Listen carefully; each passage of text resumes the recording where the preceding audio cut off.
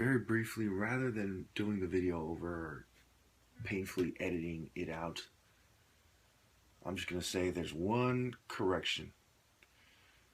Apple and over 60 corporations left ALEC over the stand your gun laws that ALEC had supported because they lean right big time. And it was the Trayvon shooting case. However, there were also companies that left due to climate change, but Apple was not one of them. But other technology-oriented companies were. Google, Microsoft, Facebook, eBay, and Yahoo. They announced that they were ending their ties to ALEC in 2014, because of environmental concerns. And they were already mad, about the fracking and stuff like that. The tech sector on record leans left. Okay, so when you look at who the oppressors are, they're Democrats and Republicans. You look what the big corporations, their policies, right? There's ones like Google and Microsoft and Facebook and eBay. These aren't small companies. These are powerful corporations, that lean left, and then there's other ones, that usually the gas guys that lean right because they want to be able to destroy the earth and do what they want, and they team up with, the people who want small government to do so. I mean, I think we all know that Republicans are an alliance between people who want the government to leave them alone, Christian conservatives, and people who emphasize small government, Christian conservatives, and big corporations who emphasize small government because that means they're more powerful, right? Liberals typically want to exercise power through the government, while conservatives exercise power through their corporations. However, it's not that simple. Obviously, some liberal companies exercise power through their companies, and some conservatives exercise power through the government. There's a certain degree of conservative exercising of power. So when we look at this thing rationally with valid sources, and everything I said you can check, and you'll see that I'm right. I encourage you to check the more controversial claims that I've made, which really aren't that controversial when you think about it. Okay, so we go into hospitals and healthcare. In healthcare, there's a need for increased visibility, efficiency, and gathering of data around relevant interactions. RFID tracking solutions are able to help healthcare facilities manage mobile medical equipment, improve patient workflow, monitor environmental conditions, and protect patients, staffs, and visitors from infection or other hazards. Adoption of RFID in the medical industry has been widespread and very effective. Okay, so this is not some isolated technology, being used by a few people. This is widespread, I mean, the janitor can say, well, why don't we use the RFID stuff we use for the products and certain patients on mental patients? I mean, the janitor, no offense to janitors, can come up with that. Anybody can come up with that in no time. It doesn't take a fucking think tank to say, well, I have an idea. It's a fucking no-brainer. And for an intelligence agency attached to the military intelligence, CIA, FBI, they're always looking for new technologies. The military is always looking for new applications of technologies. For people to think that magically this went over their head when there are patents that prove that it didn't, that they've been looking into this thing before many of you were born, it's just insane. Anyway.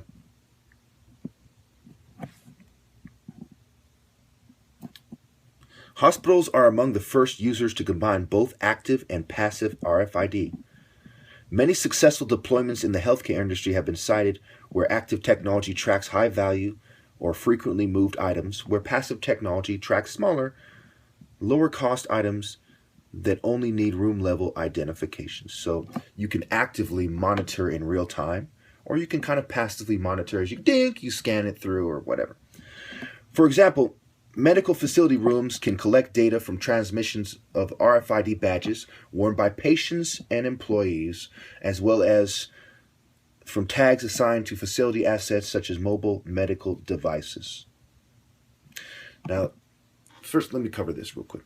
So, on record, sometimes patients have badges, not just the staff, right? And I've seen this myself in hospitals where they'll put their badge up and they'll scan it through, and it uses a radio frequency room level identification mechanism. So you can imagine that them covertly putting a chip, using smart dust or anything else to kind of track a person is not far-fetched in the slightest.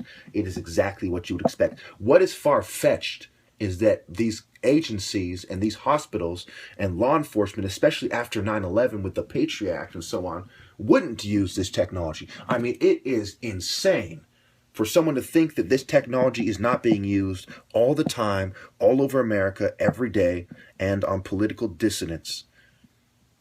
One could say that a jihadist is nothing more than a political dissident who's chosen violence as a means for social change. Now, recently I made a video about veterans, okay? So it's very interesting when you look at the politics of this. The right and the left wing have problems with each other, and it makes the New World Order a little difficult to reconcile when you see all who's involved, especially when you've seen Apple and different groups leave the, ALEC. I think it's called the American Legislative Executive Committee, something like that, right? Where you've seen these different groups leave them over climate change. They said, these conservatives, what they're doing is good for our company, but they have a very conservative agenda that they put up with, for the sake of the New World Order for a long time. But there's certain issues that just really irked them, that made their blood boil. A lot of these companies are, feminist top heavy, if you will. Liberal top heavy. Their executives and so on are liberals, and they're holding back the resentment. And there's certain issues that took them over the top, and climate change was one of them.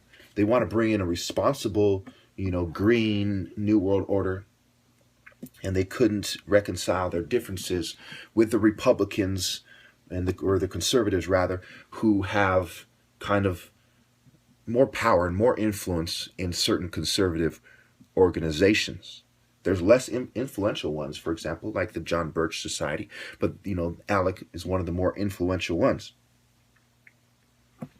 So when you look at Proposition 61, I believe it was, I made a video about the prices of pharmaceuticals and the state pays and for them, how much the state pays for them can't be any higher than how much the Veterans Affairs or the Veterans Association pays for them, for the veterans. And that that's one example of an issue that puts people who otherwise are on the same page against each other. So, the veterans obviously were on the same side as the pharmaceutical companies in that regard. And a lot of times, in my opinion, this legislation is written like this on purpose to put these people on the same side. However, there are people that work for the pharmaceutical companies, and some of them liberals who oppose this increase. There's liberals and conservatives who oppose Prop 61 for various reasons. So, it's just one of, I didn't do too great of a job explaining that. I'll explore it more in the comments. But it's one of many examples, okay? So here's another example of how the veterans are on the same side as the oppressors. And of course, the military is a very obvious example of that, right? Because these people used to help the oppressors expand the New World Order and their globalist agenda by being part of the military. Anyway, the U.S. Department of Veterans Affairs recently announced plans to deploy RFID in hospitals across America to improve care and reduce costs. Veterans Affairs, a lot of you don't want to admit that the military is on the side of the New World Order down to the veterans, And Ask yourself why the Department of Veteran Affairs is helping them push this RFID. You know, well, they say, well, it's to improve care and reduce costs. But what else happens as a result of this? You know, and always when you have these kinds of situations, there are people who are in the know and people who aren't. And then there's people who are kind of in between who suspect. They're like, I wonder, but they don't really do the research. You know, they're more concerned with the direct impact, the immediate impact, right? The short-term impact, which is it's going to improve care and reduce costs. But what else is it going to do? And what is the long-term impact, which is what these executives and these corporations are concerned with?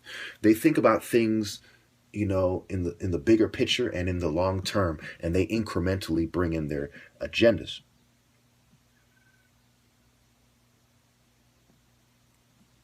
All right, so a physical RFID tag may be incorporated with browser-based software to increase its efficacy. This software allows for different groups or specific hospital staff, nurses, and patients to see real-time data relevant to each piece of tracked equipment or personnel. Now, I've personally witnessed liberals who are into tech, you know, bragging about how easy they can hack these sorts of things. Okay, there are many geeks. I'm sure none of you doubt that there are geeks with complexes who are part of political groups who can easily hack into these things and abuse these things. And there are some of them actually work for the institutions, the hospitals, the companies, what have you, that use this technology, right?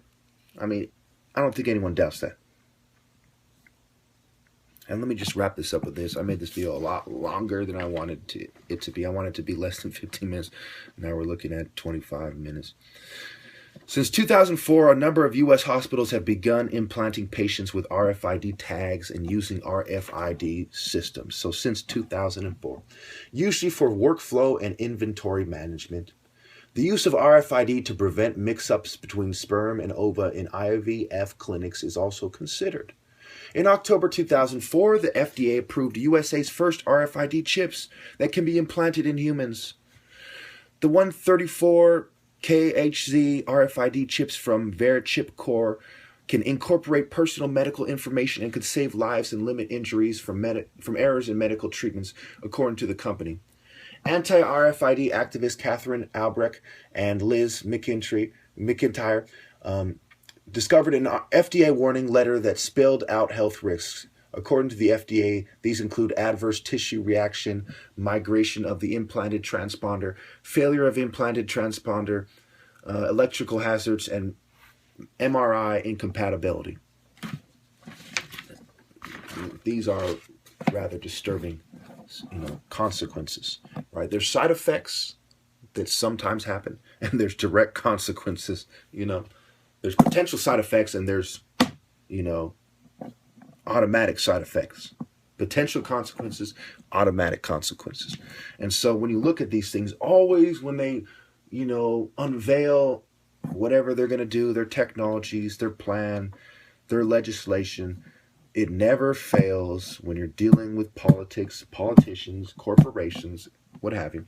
It never fails that there's the things, there's the fine print, there's what they don't tell you, there's the adverse effects, and so on and so forth. And a lot of times, the side effects, the consequences, are something that the corporations want to be there. They want these things. In this case, I don't really know. I don't see why they would want MRI incompatibility, for example. I can see why they might want adverse tissue reaction, because that gives more money to the pharmaceutical companies when people seek treatment, more money to the hospitals and the pharmaceutical sector and the medical tech sector. So, yes, in conclusion, if you do not see it my way, and you do not see that gang stalking is real at this point, I don't know what to tell you, I can't see how this is a conspiracy theory. I mean, there's even a part that says, many conspiracies are bound in relation to human applications. Yeah, but it's not a conspiracy theory that this stuff exists, that it's being used. that it's been approved since 2004, and that you can expect it to have been used by intelligence agencies before 2004. In this video, I will prove to you beyond any doubt that radio frequency technology, including radio frequency identification, is being used beyond any doubt by corporations, the medical industry, including hospitals, the military, law enforcement, and more. And this is some of the main technology they use in gang stalking. The same workers and staff that use this technology quite often in their respective industries and institutions are using this technology to harass political dissidents and for the political abuse of government and private sectors, entities, as well as law enforcement organizations and political groups themselves. So, radio frequency identification uses electromagnetic fields to automatically identify and track tags attached to objects. The tags contain electronically stored information. Passive tags collect energy from a nearby RFID's reader, interrogating radio waves. All right. So they're used for automatic identification and data capture. Okay. So let's just, let's not get too technical in this video because a lot of you people will get lost. So let's just get to the meat of it, shall we? RFID tagged pharmaceuticals can be tracked through warehouses, and implanting RFID chips in livestock and pets allows positive identification of animals. Since RFID tags can be attached to cash, clothing, and possessions, or implanted in animals and people, the possibility of reading personally linked information without consent has raised serious privacy concerns. These concerns resulted in standard specification development addressing privacy and security issues. ISO IEC 18,000 and ISO IEC 29167 to save time reading the numbers. They use on-chip cryptography methods for untraceability, tag and reader authentication, and over-the-air privacy. So basically, they use encryption, cryptography, to make it so that, hey, only the people who are trying to read this can read it. But of course, if the government is abusing it, if law enforcement is abusing it, which they are, then, it doesn't truly address the privacy concerns, now does it? Moving on. Okay, in 2014, the world RFID market is worth $8.89 billion, up from $7.77 billion in 2013. and $6.696 billion in 2012. So you see this steady increase in the usage of this technology. It's an expanding market, and when you see the overlap of corporations and the institutions that they supply, which goes without saying, right? You can imagine that they're exploring new ways to do this frequency. And if you look at the gang stalking, right, they talk about frequency weapons. Okay, so it's established there's a lot of research and development, it goes without saying, into the different applications of frequencies. And so, and they talk about energy, right? Passive tags collect energy from a nearby RFID's readers interrogating radio waves. So, we talk about these energy weapons and frequency weapons. It goes hand in hand with the RFID chip and the greater research into the science behind frequencies and energies and their different applications. Okay, so that to me is like a no-brainer, and I emphasize that so we can get that out of the way. Of course, there are patents when it comes to these energy weapons, and they're being used on protesters. So when you look at this, you say, look, the military and law enforcement on record has energy weapons that they've used on protesters in the past. Mainstream media, mainstream history. It doesn't take a genius to figure out that they're, messing with this radio frequency stuff. They're using it. They're applying it on different scales, in covert operations and overt operations as well. The idea that, the intelligence community is not using this stuff covertly is rather absurd. Moving on. Electronic tagging is a form of surveillance which uses an electronic device, a tag fitted to the person. It is commonly used as a form of electronically monitored punishment for people who have been sentenced to electronic monitoring by a court or required to wear a tag upon release from prison. So, people who have the ankle bracelet, and, they say, well, you have to be indoors by this time. They have curfews, right? We all know about that. And that connects to this as well. It relates to this. However, electronic tagging and monitoring is also used in healthcare settings with people with dementia and in immigration contexts in some jurisdictions. So, and I'll put it on the screen. There's so many applications of this. There's drugs that on record induce dementia, and that sets the stage for this technology to be used overtly on these people.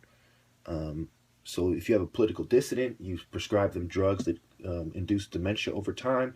So later on in life, that control mechanism is waiting.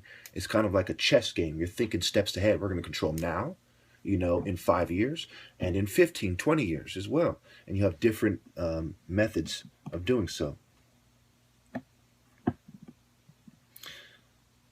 All right, so if the device is based in GPS technology, it is usually attached to a person by a probation officer, law enforcement, or a private monitoring services company, field officer, and it is capable of tracking the wearer's location wherever there is the satellite signal to do so. So when you look at John Hall's book, right, Satellite Terrorism in America, on record, satellites are used to monitor these people, criminals, etc., people who have been court orders against them, by a private monitoring services company.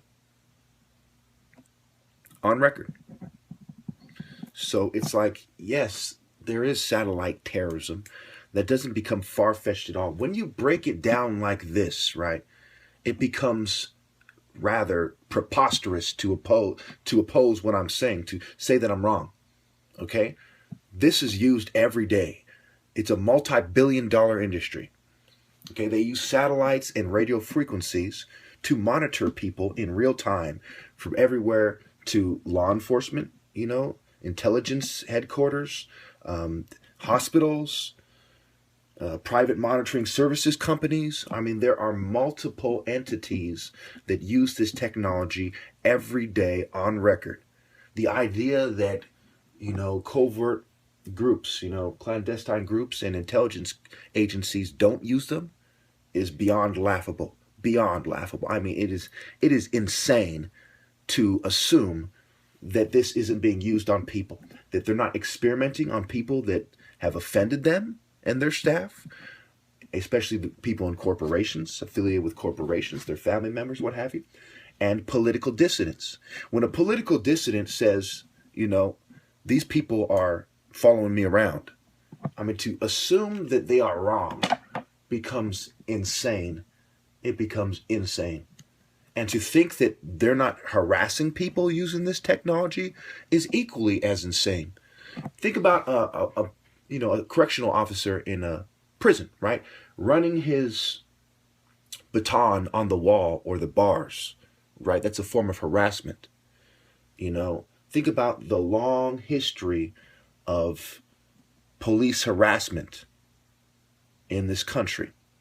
I mean, a long history, and a lot of examples are very current. So to think that they're not using radio frequency identification and satellite terrorism to harass people, especially political dissidents, is like, wow, what planet are you living on? You know, where the fuck have you been? This is not new. This industry has been expanding for over a decade, you know, on record. And who knows how long before that. And for example, you know, RFID implants were conducted by British professor of cybernetics Kevin Warwick, who implanted a chip in his arm in 1998.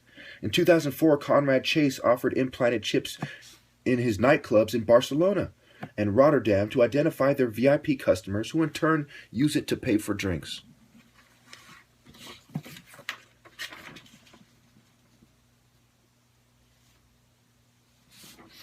So,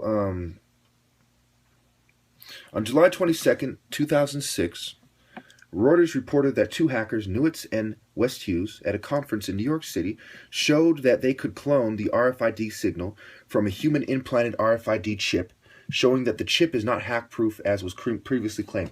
So, when you look at this, right, there's a lot of gay rights activists, a lot of, you know, I forgot the term. It's called, ethical hackers, who work for big corporations that try to do, you know, vulnerability tests. And they try to penetration tests to figure out, you know, is your code viable? What security issues and concerns can we help you address? You know, what exploits can hackers use to, you know, exploit your software? And so they showed this. So now, you know, it is established, and not only is there a great potential for the political abuse of this technology by law enforcement, corporations, and hospitals, but there's a potential for gay rights activists, feminists, even conservatives, any political group to come together and say, this guy is doing things in a way that makes us look bad. Let us, you know, use this technology or hack into this technology, or have people who are part of hospitals and you know, law enforcement agencies who are part of political groups, you know, leak to that political group what's going on and help them get the information necessary to monitor that person themselves. So there's a wide array of techniques and methods for this technology to be abused to harass political dissidents. Privacy advocates have protested against implantable RFID chips, warning of potential abuse. There is much controversy regarding human applications of this technology, and many conspiracy theories abound in relation to human applications, especially one of which is referred to as the mark of the beast in some religious circles. So, you know, this also shows you that what I'm saying is fact. It's irrefutable. However, these things are associated with conspiracy theory, but there's very logical, you know, concerns here when it comes to this technology. For example, to be concerned with gun control, for the potential of abuse, you know, of guns, of firearms, and to not be concerned with the potential for abuse of frequency technologies, you know, energy weapons, RFID chips, is absolutely insane. Insane. These things can be widely abused every day, and they are. But guns, it's like, you know, yes, they will be abused. Yes, people will get killed. But I think it's a much more grave concern. You know, it's a much bigger worry that people should have, that the government will abuse technologies of control. You know, and I believe that's also another one of John Hall's books, Guinea Pigs, Technology of Control, and he's a doctor.